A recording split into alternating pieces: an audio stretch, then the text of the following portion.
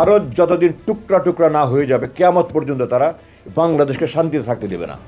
ভারত যতদিন টুকরো টুকরো না হবে ততদিন বাংলাদেশকে শান্তিতে থাকতে দেবে না, এমন অভিযোগ করেছেন বাংলাদেশ সেনাবাহিনীর সাবেক ব্রিগেডিয়ার জেনারেল আবদুল্লাহিল আমান আজমি। তিনি দাবি করেন, নয়াদিল্লি বরাবরই বাংলাদেশের ভেতরে অস্থিরতা তৈরির পরিবেশ সৃষ্টি করে যাচ্ছে।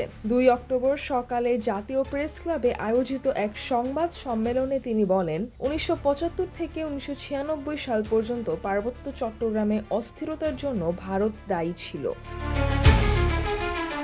তার অভিযোগ, আওয়ামী লীগ ক্ষমতায় থাকলে পাহাড়ে তেমন সমস্যা দেখা যায় না, কিন্তু দলটি ক্ষমতায় না থাকলেই অস্থিতিশীলতা বৃদ্ধি পায়। আজমি আরও বলেন, শেখ মুজিবুর রহমানের সময় শান্তিবাহিনী নিজেদের দাবি আদায়ে ব্যর্থ হয়ে ভারতের সঙ্গে যোগাযোগ করলেও তখন তারা গুরুত্ব পায়নি, কিন্তু 1975 সালে সরকার পরিবর্তনের পর ভারত তাদের আশ্রয়, খাদ্য, অস্ত্র ও প্রশিক্ষণ দিয়ে সমর্থন জুগিয়েছে।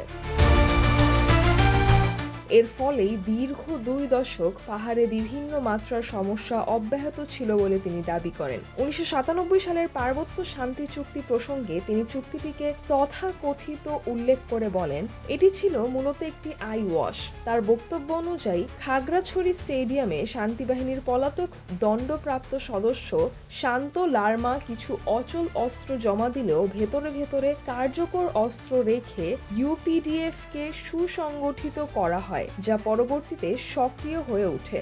তিনি অভিযোগ করেন, আওয়ামী লীগ সরকারের সময় পাহাড় থেকে প্রায় 200 সেনা ক্যাম্প প্রত্যাহার করে, যা পাহাড়ি সশস্ত্র গোষ্ঠীগুলোর কার্যক্রম বৃদ্ধির সুযোগ তৈরি করে।